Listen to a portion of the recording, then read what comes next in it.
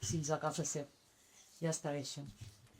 Molt bé, doncs comencem aquesta taula rodona. No em jutgis per l'edat que tinc. Jo sóc la Lourdes Charles, sóc la presidenta d'una associació que es diu Som Sèniors, que la nostra funció és conscienciar i donar a conèixer això de l'edatisme. Per tant, encara que avui faci la moderació de la taula, primer faré quatre indicacions, quatre recordaments de què vol dir això de l'edatisme, no? Perquè és una paraula que ho hem sentit, ho hem escoltat des de fa poc temps, no? Fa 2 o 3 anys que ho comencem a sentir més, però potser encara no sabem del tot, bueno, o sí, el que vol dir, no? Llavors, a mi m'agradaria que comencéssim una mica una reflexió i pensant que recordant que nosaltres vivim en una societat on posem en valor el concepte joventut. Val? La joventut, el fet de ser jove, és algo que ens admiralla a cadascú de nosaltres. De fet, si nosaltres pensem realment en la nostra vida, el que volem és continuar conservant-nos joves al màxim temps possible. Val? D'alguna manera, és el nostre objectiu, mantindre'ns joves. Val? Això vol dir, doncs, estar físicament, a nivell salut, si vas al gimnàs, o si vas a caminar, hem de vigilar que mengem, ens tenim els cabells. D'alguna manera, el nostre objectiu és això, repeteixo, mantenir-nos jove al màxim temps possible. Per tant, aquest objectiu nostre comporta un altre significat, que és no voler ser grans, perquè nosaltres el que volem és mantenir-nos joves al màxim temps possible. Això és edatisme. Si jo ara aquí a la sala us pregunto, de tothom que hi ha aquí, qui se sent jove? Tots. Tothom ens sentim joves. Per tant, això, amics i amigues, és edatisme. Val?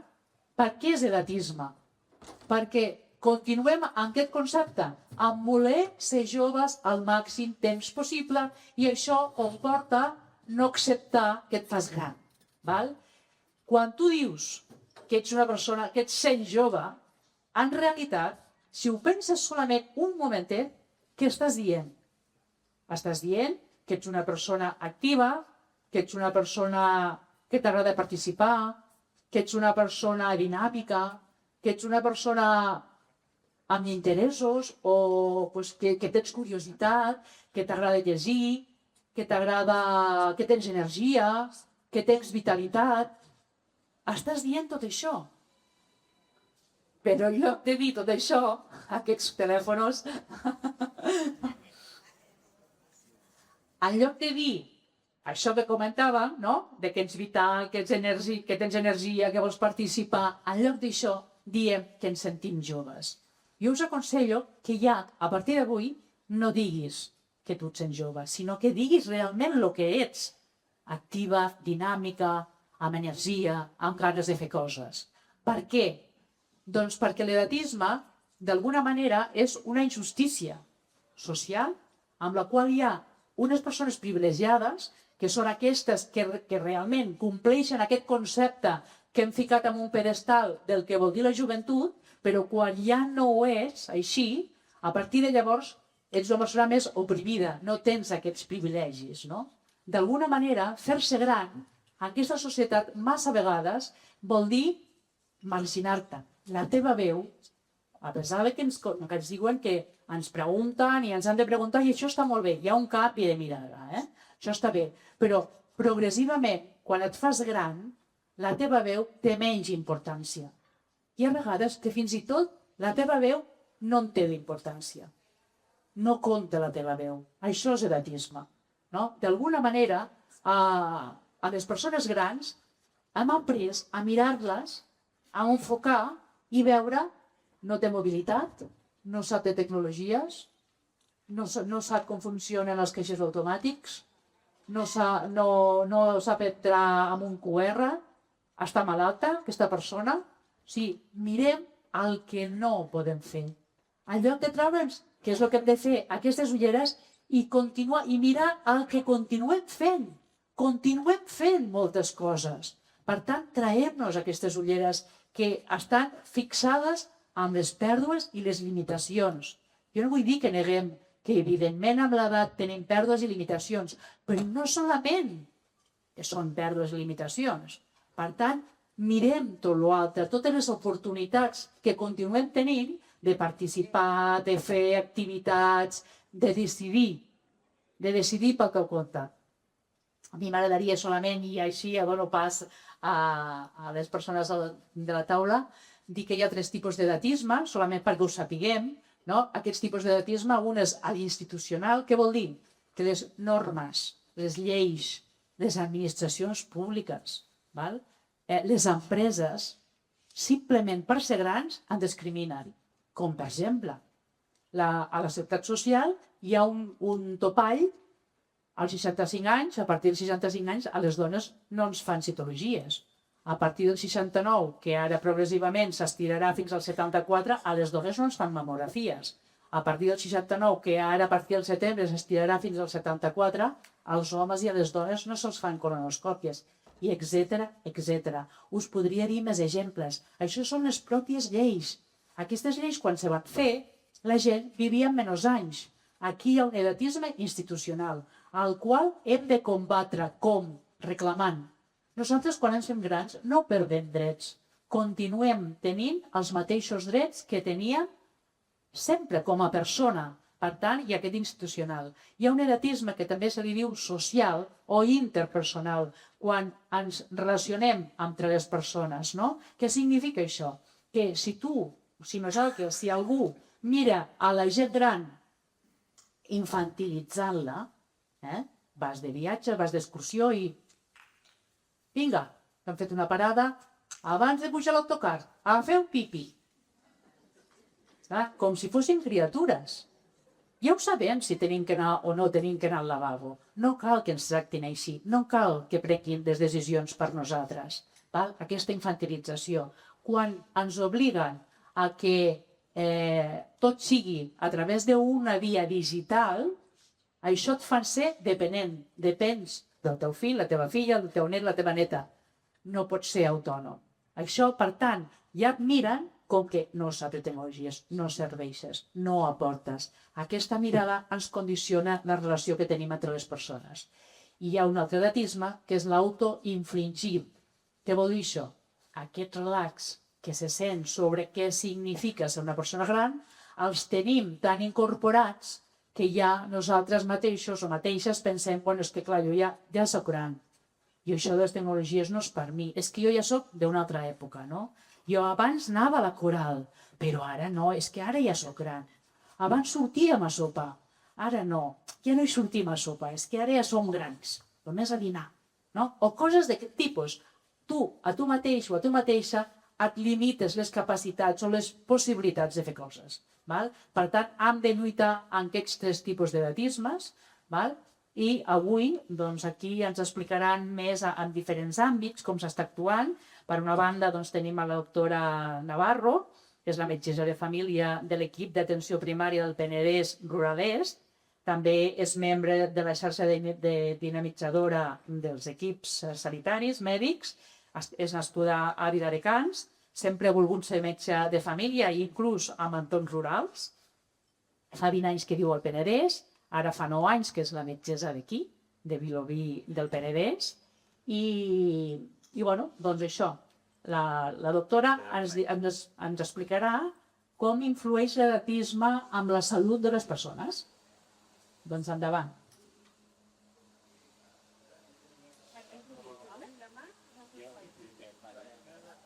Hola. Bon dia. Moltes gràcies, Lourdes. Com ha dit, soc la metgessa de família d'aquí, de Vilobí. Em fa molta il·lusió estar aquí amb uns quants dels meus pacients i amb tots vosaltres. Gràcies per convidar-me a la taula rodona. Llavors, com diu la Lourdes, l'edatisme no és una cosa que estigui en un sol ambient, no? És una que ens afecta a tots i ens afecta a totes les àrees de la nostra vida, i a nivell social i a nivell sanitari, doncs també. Llavors, no fa molt que es parla d'edatisme, abans parlaven en la Lourdes, el terme edatisme es va crear a la dècada dels 60. Fins llavors no s'havia tingut en compte. Tot i així, no és una que s'hagi tingut en compte fins fa pocs anys. Vull dir, els estudis a nivell sanitari, per exemple, d'edatisme, fins al 2010 hi ha molts pocs estudis, no?, que valorin l'edatisme en la salut de les persones, i és a partir del 2020 on comença a haver-hi més estudis sobre edatisme a nivell sanitari. Per què? Doncs pel Covid. No? El Covid és un dels exemples d'edatisme, jo crec que més greus que hem patit, no?, en la nostra societat. I a partir d'aquí s'ha volgut posar èmfasis, no?, en aquest fet. Hi ha diverses investigacions que diuen que a dia d'avui l'edatisme pot estar més generalitzat fins i tot que el sexisme o el racisme. Que hi ha un 50% de les persones que podem tenir actituds edatistes. O sigui, tots nosaltres, com ha dit la Lourdes, en algun moment de les nostres vides podem actuar amb alguna actitud edatista. I l'important és prendre consciència per poder canviar-ho. Llavors, a nivell sanitari hi ha molts estudis, la gran majoria, que valoren l'edatisme i han demostrat que això té una repercussió negativa sobre la salut de les persones. Però ara faltaria que hi hagi estudis que demostrin quina seria la millor estratègia per combatre l'edatisme a la sanitat, igual que en altres àmbits. I bueno, en eso estamos. Llavors, a nivell sanitari, què podem veure? Doncs, si tractem a les persones amb una visió edatista, això empitjora la salut de la persona. Per què? Doncs perquè podem tenir un endarreriment d'un diagnòstic, no? Perquè podem dir, no, és que aquest símptoma que té és cosa de l'edat, no és important. I llavors no li donem prou importància, no l'estudiem, no el valorem, i quan ja fem un diagnòstic, doncs pot ser massa tard o pot haver-hi una repercussió més greu de la que podia haver en un principi. Si actuem amb edatisme a l'ambient sanitari, això repercuteix en que la persona pot patir una disminució d'accés a segons quins tractaments, a segons quines proves complementàries, com ha dit la Lourdes. Alguna persona, algun pacient m'ha dit, però per què a partir del 69 no es fa cribatge de càncer de mama o cribatge de càncer de colon? Que ja no tenim dret a que ens admiri això. Llavors, aquí hem de valorar, i les institucions sanitàries han d'anar a fer canvis. Evidentment, a nivell sanitari, com en molts àmbits de la nostra societat, hi ha un risc-benefici que s'ha de valorar, hi ha molts estudis, hi ha moltes implicacions econòmiques, que això també és edatisme.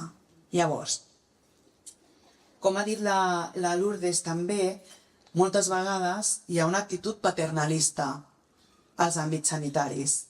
El metge, la infermera, el professional sanitari sap el que és bé, el que és bo per a una persona, i jo te diré a tu què és bo. I no tinc en compte la teva opinió, no tinc en compte les teves preferències. Parlem de forma infantilitzada, igual que anem a fer un pipi, doncs ara tu corazoncito, el diminutiu, que a vegades utilitzem per apropar-nos a la persona, per tenir un llenguatge més col·loquial, però a vegades ens estem passant una mica. Llavors, tot això ho hem de tenir en compte, perquè l'edatisme, si el fem servir a l'àmbit sanitari, repercuteix negativament a la salut de la persona, amb infradiagnòstic, amb disminució d'accés a proves, amb augment de llista d'espera, amb empitjorament de la seva salut, amb empitjorament fins i tot de la seva esperança de vida. Vull dir, si nosaltres endarrerim un diagnòstic, pot haver-hi una conclusió, una evolució negativa d'aquesta malaltia. Llavors, tot això pot passar i hem de posar-hi remei. ¿Vale? Llavors, la OMS, l'Organització Mundial de la Salut, recomana fer servir 3 estratègies bàsiques per combatre l'edatisme, tant en l'àmbit sanitari com en qualsevol àmbit. Una seria les lleis, a nivell legislatiu. ¿Vale? Hi ha lleis que són edatistes i que s'han de canviar. Hi ha protocols sanitaris que són edatistes i que s'han de canviar. Aquest seria el primer àmbit. El segon àmbit seria l'educació, que per mi és el pilar bàsic. O sigui, si no eduquem per canviar-ho, no podrem canviar-ho. I l'educació es refereix des del principi a l'educació primària, als col·legis, però també a l'educació dels professionals sanitaris. Nosaltres a la carrera estudiem òrgans, estudiem com funciona el cos, estudiem com poder curar-lo, però la geriatria, que és l'especialitat que estudia la gent gran, doncs no s'estudia gaire. Estudiar l'envelliment saludable, com altres coses, a la carrera hi ha moltes coses que encara s'haurien de millorar. Estudiar a la persona, en la seva globalitat i en la salut, no en la malaltia. Llavors, l'educació, tant reglada com no reglada, tant després acabant la nostra carrera acadèmica, en la formació de postgrau que diem nosaltres sempre ens hem d'estar formant, doncs fer cursos.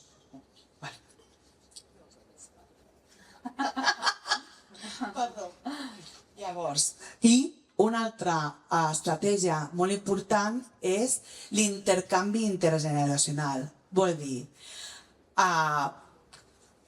intercanviar amb persones de diferent edat, que puguem estar tots junts treballant, també millora l'edatisme.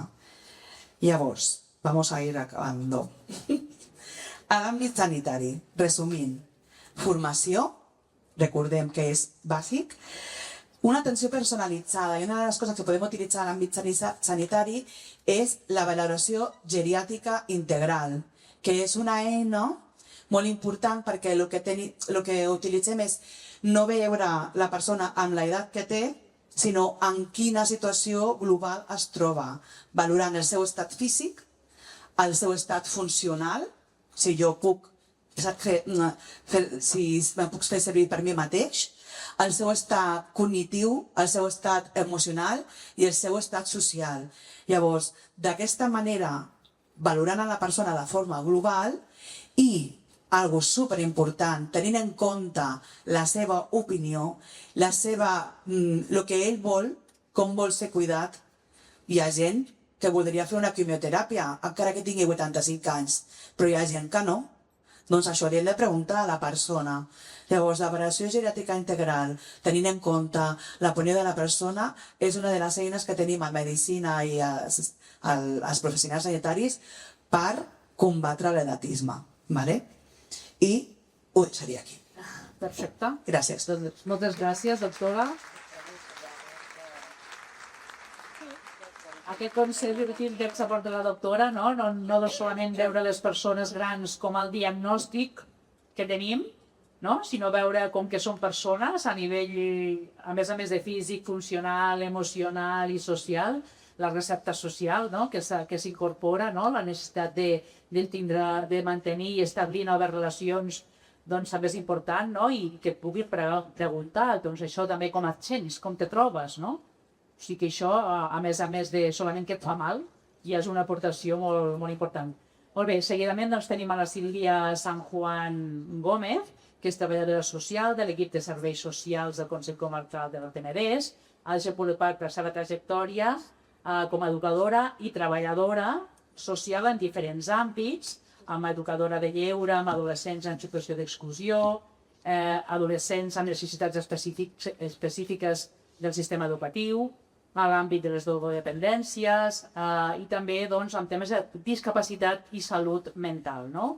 Ara està també treballant a l'àrea d'atenció primària i salut. I també tenim el Guillem Escudet i Balta, que és educador social de l'àrea bàsica de serveis socials del Consell Comarcal de l'Alt Penedès, amb una trajectòria professional dins de les discapacitats, la infància, l'adolescència, i també ha participat doncs, com a voluntari de la Creu Roja.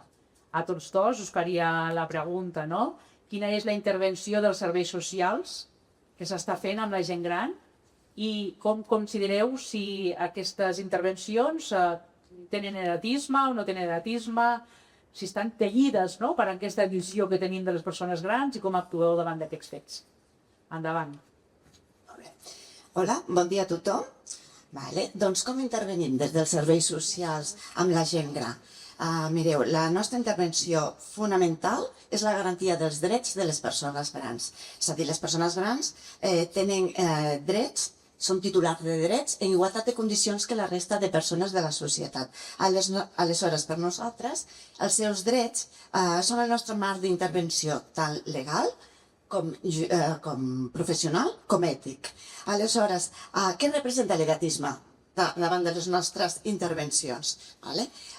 L'edatisme per nosaltres és una desestructura, és una desigualtat estructural que implica l'aparició de situacions de vulnerabilitat i exclusió social i fins i tot limita l'autonomia de les persones grans. Aleshores, com es detecta o en quins espais es dona? Doncs, com deia vosaltres, es manifesta tant en les relacions interpersonals com a nivell institucional, com al servei i fins i tot en les polítiques públiques. En tant i quant es pressuposa que la gent gran, les persones grans, responen a un relat social que són persones dependents, que són persones menys productives. Quan sentim gent gran, normalment el que s'associa en aquest relat social que existeix és persona gran amb pèrdua de capacitat física, amb pèrdua de capacitat cognitiva, ha patit la malaltia, són persones que ja no poden prendre decisions per si mateixes, i tot això fa que es tingui una visió de que envellir és igual a tenir una situació de dependència, quan no és així. És a dir, no totes les persones tenen una situació de dependència i fins i tot és la gran minoria. Des dels serveis socials treballem cada dia amb la gent gran i treballem amb situacions que són diverses i variades. És a dir, sí que és veritat que treballem amb persones en situació de necessitat, de suport i d'assistència personal. Sí, però és que també treballem amb les seves capacitats, amb les seves expectatives, amb els seus desitjos, interessos i amb els seus projectes de vida, que són propis i que ens marquen ells, els seus projectes de vida. Llavors, a partir d'aquí, des de serveis socials hem de tenir molt en compte aquest edatisme i aquestes formes de discriminació, perquè de vegades adopten formes molt subtils i fins i tot, com deia fa un moment, socialment normalitzades, del fet que persones grans ja no són productives. Doncs això hem d'analitzar, que això és un anàlisi molt simple, molt simplista del que vol dir productivitat, perquè està molt lligat amb una feina remunerada i ens oblidem, de tot el que aporta la gent gran a la societat, i no només a la societat, a les pròpies famílies. Aleshores, a partir d'aquí hem d'intentar modificar aquesta mirada que hi ha de les persones grans, perquè si continuem permetent que l'edatisme condicioni la nostra mirada cap a la persona gran i les nostres intervencions, el que estem fent és, des dels serveis públics, en aquest cas, doncs vulnerar els seus drets i vulnerem els principis d'actuació de les nostres disciplines, en aquest cas, el treball social i l'educació social. Aleshores, hem de tenir-lo molt present per garantir aquests drets en tot moment de les persones i en qualsevol moment de la seva etapa vital. Aleshores, com ho combatem? O com intentem de combatre això des dels serveis socials? Des de Salut, deia, 3 estratègies. Compartim, i fins i tot nosaltres parlem de 5 estratègies, des de la prevenció, des dels serveis socials intentem de fer molta pedagogia social, molta educació social i sobretot hem de fer molta sensibilització per respectar aquests drets de les persones grans, per fer que les persones grans parlin en primera veu, també. Hem de parlar des de la promoció de la persona, una estratègia que el que volem és que la persona tingui autodeterminació, vale? I tingui en tot moment la participació que li correspon a la societat. La garantia dels drets, com deia fa un moment, no? Hem de garantir aquests drets. Des d'on? Des de que hem de revisar totes les nostres pràctiques, com treballem, què és el que fem, què és el que diem, per poder garantir aquests drets, sobretot, i donar-li de plena autonomia a la persona en el seu projecte de vida. La participació comunitària que dèiem fa un moment, no? I que s'ha dit ja en diverses ocasions. Intervenció comunitària. Hem de promoure tot el que és activitats, programes i projectes intergeneracionals que tinguin en compte, posar en valor l'edat de cada persona en la seva etapa vital. I per últim, ja acabo, la incidència política és una estratègia nostra, la incidència política institucional, pel fet que nosaltres hem d'intentar en tot moment revisar aquestes pràctiques, que ara el Guillem us posarà casos concrets que es detecten i s'intenten de combatre des dels serveis socials. Aquestes pràctiques, aquests protocols i sobretot aquests serveis on nosaltres estem fent endatisme per poder-lo combatre i anar cap a un model d'intervenció que reconegui el valor de cada persona en qualsevol moment de la seva etapa vital. Moltes gràcies, Sílvia.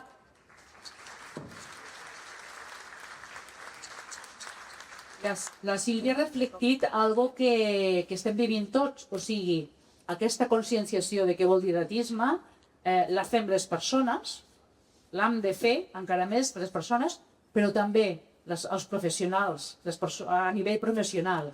Vull dir, això tothom que estem aprenent, que estàvem fent fins ara com discriminava i per tant com tenir en compte aquests desitjos vostres, aquestes necessitats vostres, aquests drets vostres com a persones grans.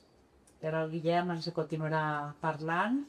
Bon dia. Jo, per il·lustrar una mica el que us ha dit la Sílvia ara, no? I tenint en compte que ja ha sortit que l'edatisme, doncs, moltes vegades, fruit del voler ajudar, acaba agafant formes subtils de les que no som conscients, doncs posaré uns exemples del dia a dia que ens podem trobar en un despatx de serveis socials, no? Perquè com a punt de reflexió i d'il·lustració.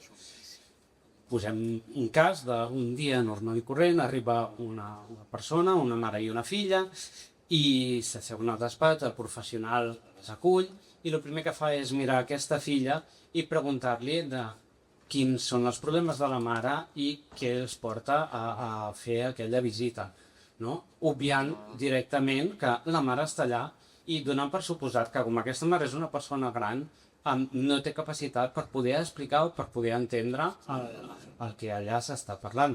Quan, precisament, per combatre aquest edatisme, el que s'ha de fer és dirigir-se a la persona gran, preguntar-li, i si en tot cas detectem que hi ha algun tipus de dificultat, ja buscarem l'alternativa i ja preguntarem a la filla, no? Però hem de poder valorar les capacitats reals de la persona i no donar per suposat que no les té pel fet que té X edat.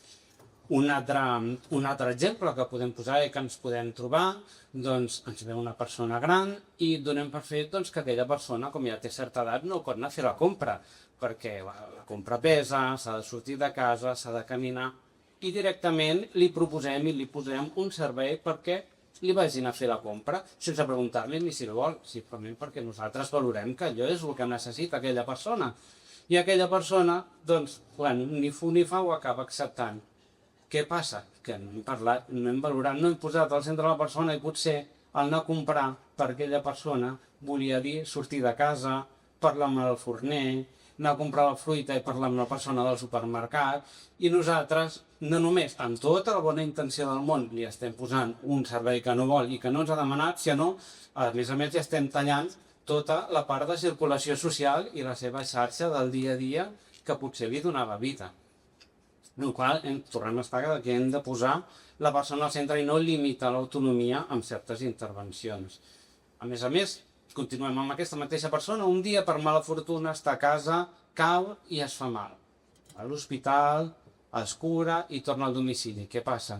Que aquí ens agafa por a tots, a veure què passarà a la família, a nosaltres com a professionals, i directament ja la propera visita l'encarem amb és que hauria d'anar a una residència. Però la persona no vol anar a una residència. I nosaltres insistim, sí, que ha d'anar a una residència, quan potser per combatre aquest edatisme el que hauríem de fer és escoltar la persona, què vol fer, si vol estar a casa, buscar quins suports li podem oferir, si no hi ha assistència, un GERAS, un suport a domicili, per poder mantenir la vida que la persona vol tenir i no limitar-li. I a més, a vegades encara anem més enllà, no? I truquem a la filla o al fill i escolta'm, que veig que el pare o la mare últimament està una mica de capa caiguda i ja directament decidim que el que li convé és o la residència o el centre de dia o no sé quin recurs que ningú ha demanat i la persona no ha volgut, amb la qual tornem a veure aquí un edatisme que estem traient directament el dret d'autodeterminació d'aquesta persona. I així podríem donar molts exemples, no? de ja no oferir serveis per l'edat perquè amb aquesta edat no cal, o no, un altre exemple molt clar que ja ha sortit, però sí que es dona en molts àmbits, és que no sabem en quin moment de la vida la Carme passa a ser la Carmeta, el Joan passa a ser el Joanet, la veu ens canvia quan parlem amb ells, no sabem ben bé per què, i al final ningú li ha preguntat i ningú s'ha potser posat en el seu lloc a veure com se sent aquesta persona quan l'estem infantilitzant i estem traient la dignitat i el dret a sentir-se com una persona adulta que és. Són aquests 4 exemples així ràpids, no?, que simplement és perquè puguem reflexionar i per il·lustrar el que ens ha dit la Cid. Moltes gràcies, Guillem. En la intervenció de Guillem ens ha posat aquests exemples que ens ajuden, segur que moltes de les persones us heu sentit identificats i identificades i ens ajuden a donar-nos compte de que passen moltes coses que hem normalitzat. No és normal. No? Hem de deixar de veure com a normal i hem de defendre els nostres drets i hem de reclamar i hem de fer denúncies també. Quan veiem que aquests drets nostres estan vulnerats, els hem de fer valdre, sigui com sigui. Ara tenim a l'Encarni Montero, que ella viu i treballa aquí a Vilobí del Penedès com a dinamitzadora de l'Espai Sènior, que m'han comentat que està en marxa des del 2020 i aquí hi ha un canvi de nom important, de casal d'avis, que es deia abans, a Espai Sènior. Ja les coses les diem d'una altra manera, no? Imagina't que a més es deia d'avis. I les àvies? No? Seria una altra reflexió. Per això, ara tenim un espai sènior. També és la dinamitzadora del grup Activa't, que és un taller dirigit principalment a persones amb problemes de salut i aïllament social, també amb disminució física, psíquica o mental, i que necessiten un espai on hi hagi reforç, suport, amb derivacions de treball familiar, no? Per tant, aquí l'Encarni ens explicarà com les persones amb problemes de salut o aïllament social, com això, a més, els hi afecta aquest edatisme. Suposa una barrera addicional per a aquest perfil de persones? No, de moment no. Encara no. A veure, torneu a parlar? Tampoc. Està ficat el botó cap dalt? Potser ja estava. 3 segons. Sí que anava. Ah, sí, ja està. Sí, vaya, Ja està. ara. 3 segons de rigor, Bueno. que l'Ester ens A veure, explicava. només em faltava això, per lo nerviosa que estic, que no funcioni el micro. Però bueno. A veure, jo no tinc, ja veieu, cap paper, perquè, a mi m'han dit, has de sortir allà i parlar. I jo dic, i de què coi parlo jo? Perquè jo no sóc una dona de paraules, no sé, mai m'agrada parlar en públic. Dic, jo sóc d'acció. A mi m'agrada estar amb tots vosaltres, xerrar amb vosaltres, compartir les activitats amb vosaltres. Doncs parlaré d'això, que és l'únic que més domino i que en sé. Llavors preguntareu, què és l'Espai Sènior, com han dit? L'Espai Sènior és un projecte que va néixer després de la pandèmia, com ha dit la doctora, que va sacsejar una mica tots els fonaments. Llavors, des de l'Ajuntament, el casal d'avis va desaparèixer, la gent s'ha fet gran, ja no tenia una continuïtat per part de ningú. Llavors van dir, què fem? Donem un projecte nou doncs vinga, aquest espai, aquest casal d'avis, no ens oblidarem mai perquè és la base, és l'inici, és l'essència, però l'hem de donar, l'hem d'obrir. Per què? Perquè tenim una altra realitat. Ara tenim gent a partir de 50 anys, ja sé que aquí me'n direu, no, 50, sí, un sènior és una persona a partir de 50-55 anys que ja no és un jove, perquè no podem al casal de joves, perquè som molt joves, però tampoc ens trobàvem que no estem per estar, com he dit abans, al principi jugant a cartes o fent costura, anant un cop a l'any d'excursió. Volem alguna més. Volem un espai que sigui per tots. O sigui, podem estar la gent gran, però també aquesta franja d'edat. Què hem de fer? Doncs començar a obrir-ho. Primer, canviem el nom. Jo aquí he lluitat molt al president del Consell Comarcal, que cada any ens posava casal d'avis. No, hem de canviar, hem d'obrir la ment.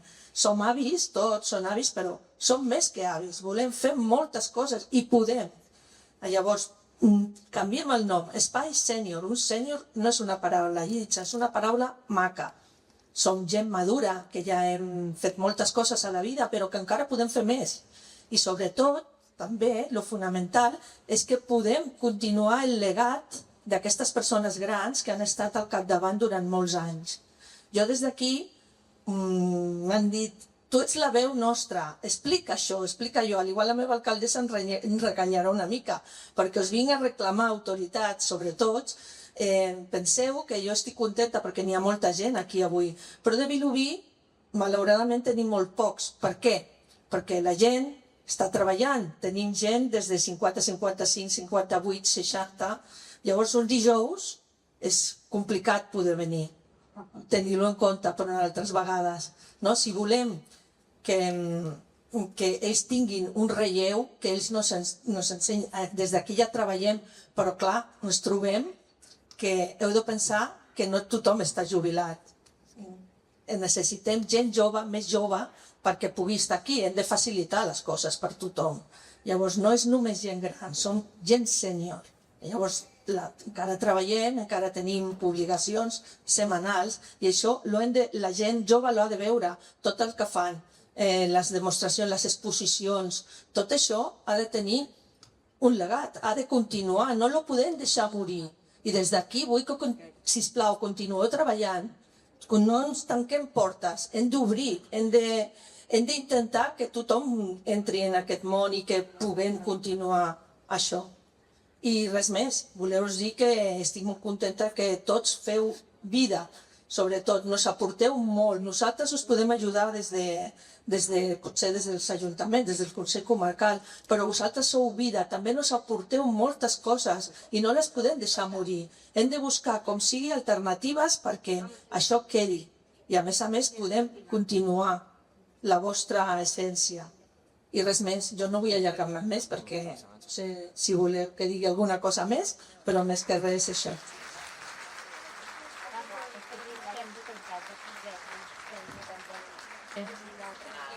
Moltes gràcies, en Carni, per la passió que hi poses amb la teva feina, no? A mi m'agradaria fer aquesta observació d'espais sèniors. Sènior, què vol dir? Si ho anem a buscar, a vegades pensem, això és que ve de l'anglès, això no és nostre, no? De fet, sènior sí que està, ve del llatí. I sènior vol dir quan una persona amb experiència. Val? Quan comences a treballar, per exemple, ets júnior, no? Ets novato, ets novata. Però ja, quan passen els anys i tens experiència, ets una persona sènior. Per tant, les persones grans són persones sèniors, en aquest sentit. Val? Per tant, moltes gràcies per explicar el vostre projecte i també per ampliar aquesta... No solament que sigui de moda continuar sent joves, no, hem de ser de moda ser gran, ja deia l'Adolfo Domínguez, l'arruga és vella, no? Doncs això, l'arruga és vella. I ara tenim amb nosaltres a la Teresa Urroz, que segurament tothom coneix.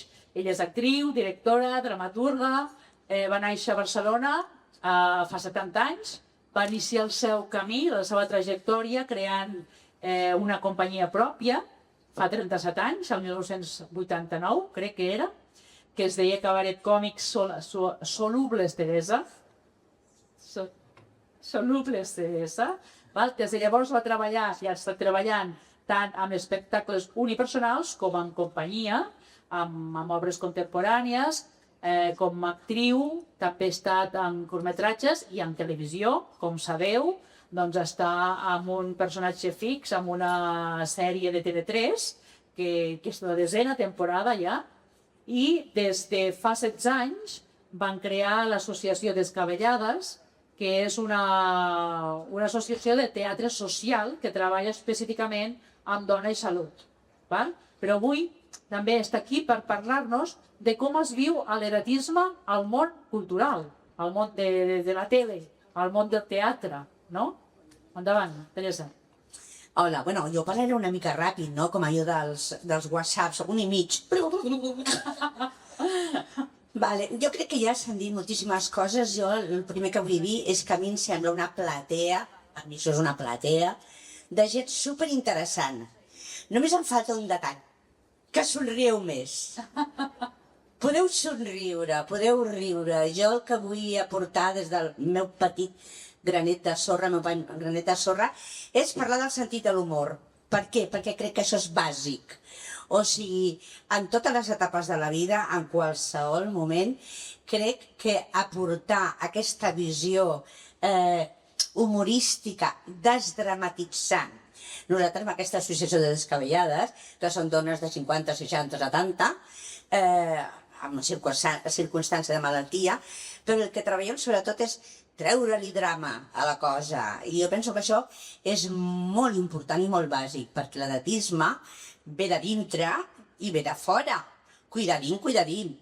Jo us plantejo un exercici que a mi em va plantejar fa molts anys la meva profe de creativitat i deia, a veure quantes hores podeu estar, durant el dia d'avui, us ho plantejo, és un exercici, sense dir, ai, quin desastre que sóc, ai, que tonta, ai, ja m'he oblidat, ai, és que això, què vols que et digui jo, és que no ho sé fer, ai, perdona, però és que estic molt cansada.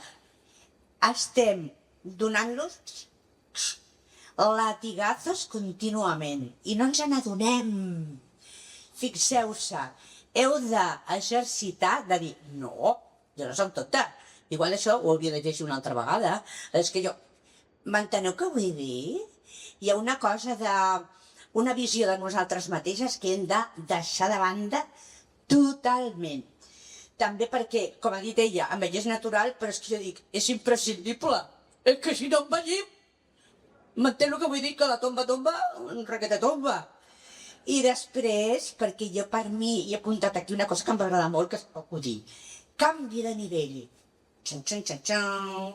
Jo crec que hi ha un canvi de nivell, que sí? Quan estem en un altre punt de la manera de mirar les coses, de manera d'escoltar com ens diuen les coses, si som capaços de ser protagonistes de la nostra vida, això és importantíssim, això és el teatre. Jo això ho he pres al teatre i a la televisió. El prota. Qui és el prota? El que està allà dient, perdona, aquí estic jo. Això és molt important, per exemple, en el món sanitari. O en el món bueno, escolta, com estàs tu? Això que explicava, no? Tu ets la protagonista, el protagonista. No ets el pacient. Què és pacient? Pacient és que té molta paciència perquè li han de dir contínuament el que ha de fer. No. Nosaltres hem de ser impacients, hem de ser protagonistes de les nostres vides. Això farà un escut protector davant de tots aquests erotismes que ens venen de fora i dir, què faig aquí? No estic d'acord, no estic disposada, estic molt divertida avui. Hi ha un tema que he apuntat per aquí, he apuntat 2 o 3, un és el singular i el plural. Què vol dir? Que crec que és molt important en aquest canvi de nivell que treballem molt la singularitat, vol dir la capacitat pròpia. Tu, jo. O sigui, aquesta identitat que a vegades ens l'han robat, perquè hem estat molt de temps al servei d'uns altres. Les dones, sobretot, cuidadores, sempre cuidant, sempre pensant en els altres. Doncs ara sóc jo. Després us llegiré un poema que us ho explicarà molt clarament. singular i plural. Per què? Perquè jo soc singular, jo m'autodefineixo, jo m'autoproclamo, hola, sóc jo, però quan estic amb els altres, el plural, quan estic al grup, encara és millor. Encara és millor. Això és molt important. Això no ho deixeu mai, el fet d'estar amb uns altres, encara que siguin uns pesats, encara que no us enteneu amb tothom.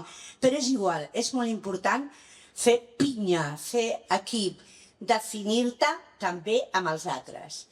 Un altre tema que ens va apassionant és la diversitat.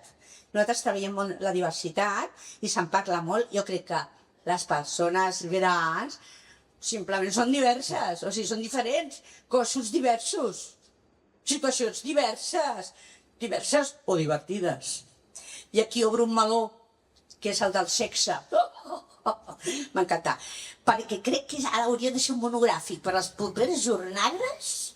Proposo que el sexe entre la gent gran i la gent de la tercera edat sigui un temazo, perquè ho és. Darrerament m'he trobat un article en el diari, m'he trobat una obra al Teatre Lliure de Barcelona parlant del sexe a la tercera edat. I em sembla fantàstic. S'ha de reivindicar, s'ha de parlar, perquè tots ens quedem així com, què vol dir? No, què vol dir? Vol dir el que vol dir. I ara no us feu els desentesos, perquè tots sabeu de què parlo. I m'està mirant la Lourdes, vol dir que ja has d'anar fent, no? Mira, us vull llegir una coseta tan maca. Sabeu qui és la Virginia Woolf? Us sona, no? Grande, escritora. Jo soc molt fan. Mira què deia la Virginia Woolf. Un pijo, a veure. La Teresa es treu les ulleres per llegir. Ah, sí.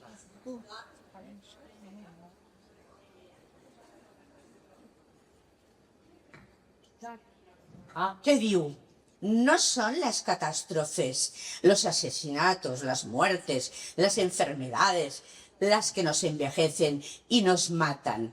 Es la manera como los demás miran y ríen y suben las escalerillas del bus. Sabeu què vull dir? Que a vegades són aquestes petites coses les que van fent quin, que es van clavant en nosaltres i ens fan petites. Jo quan em van criar vaig dir, això van criar por la Mari Carmen, ¿verdad? Porque la Mari Carmen, la pobre, ha podido aguantar a su hija todo el día ahí diciéndome lo que tenía que hacer. Perquè no hi ha cosa pitjor per la família a vegades. Perquè quan hi ha confiança d'asco. I clar, què vol dir? Que et vas fent petita. Et vas fent petit. No te n'adones. No facis. No, quédate quieta. Oye, que cogí un taxi. Oye, que he firmado esto. Pes la respiració. Pes la identitat. Pes tot. No ens hem de deixar que ens ataquin d'aquesta manera. Y ahora os llegiré un poema, porque yo soy muy poemaria. Está aquí. Ay, nena, espera. Ay, la otra. Ay, qué liebre. Considera aquí que és? Sí. No, així t'aguantaràs el paper. Si vols, el que te vulguis. Dieres, les proses. Hola, Fullona. Aquestes són perquè m'han operat a catarates. Jo vinc de xava i pintura, ja. S'ha hecha. Bé, mireu, això és un poema que vaig pensar, ai, això ho portaré, que m'agrada molt. Es diu La dona sàvia. No, està bé, està bé. La dona sàvia. Això ho vaig escriure fa anys pensant en les dones quan fan aquest canvi de nivell que dic jo, no? Que crec que és molt interessant. I es diu, la dona sàvia, ja sabeu, sàvia de saviesa, però també és la sàvia dels arbres. És pura vida, o sigui, la sàvia dels arbres és l'essència de la vida. Us ho dedico a tots vosaltres. Jo no sabia que del vermell al blanc transita la saviesa, que quan el cos deixa de sagnar, els cabells es vesteixen de llum i les canes brillen com cuques de llum que il·luminen la nit de l'ànima. Jo no sabia que l'ànima era tan a prop. Jo no sabia que quan arriba la bellesa, moltes diuen, és la fi, i altres diuen, per fi s'han acabat els amants i podré ser amant de mi mateixa, per fi sense els fills i podré ser mare del món sencer. Jo no sabia que podia ser mare del món. Jo no sabia que quan arribes a vella desapareix la miopia i apareix la visió còsmica. Vista d'àliga que sobrevola poderosa i apareixen les catarates d'aigua cristal·lina amb imatges de tota una vida. Asseguda a terra, cames de fang entre el fang, sento créixer petites arrels que uneixen el meu sexe amb la terra. El sexe i el seny, units amb la terra. I em sento sàvia, tota plena de sàvia, com l'arbre centenari que em nodreix i m'aixopluga. Jo no sabia que podia ser com un arbre. Jo no ho sabia, que ho sé tot. Pregunteu-me el que vulgueu. Ara ho sé tot. Moltes gràcies.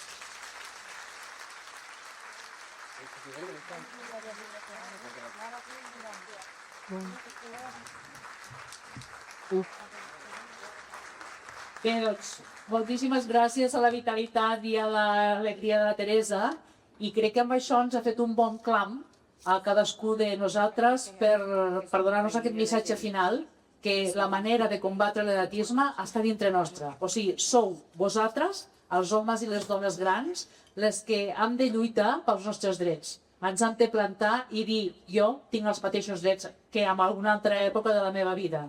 No he perdut cap dret, per tant, vull que m'atenguin, vull que m'escoltin, tinc la meva experiència, un cervell madur, igual és més lent, però és més segur. Per què?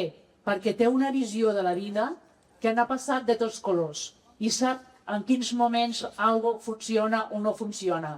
Per tant, aquest és el nostre poder i l'hem de fer valdre. Espero que sigueu activistes i en contra de l'edatisme tots i totes. Moltes gràcies.